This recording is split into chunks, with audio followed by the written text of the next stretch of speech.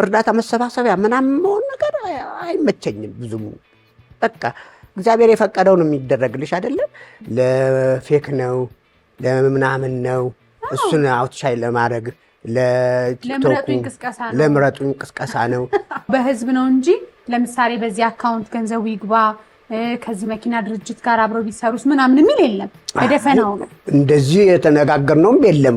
ቤተ መንግስትን ያደጉት ጋሽ ሰሌ ንጉስ ኃይለ ሥላሴ ጀምሮ በጣም የቅርብ የሆኑ ክርስትና ያነሷቸውም ሰው እዛው ቤተ መንግስት ውስጥ።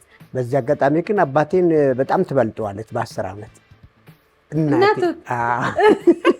ወደ እርሱ ህይወት ደግሞ ስንመጣ እርሱ ደግሞ ባለቤቷ በብዙ እድሜ ይበልጣል። በብዙ እድሜ የኔ እንኳን በጣም ይበልጥ የትየሌሌ ነው የኔ። ለልጆቼ ይባልና ኃይለ ሥላሴ በገብሮይና ምግብ እንዳይሰራ ይባላል ለ3 ቀን። ታዲያ እንትበላለን ከቤተ መንግስት ይመጣልናል።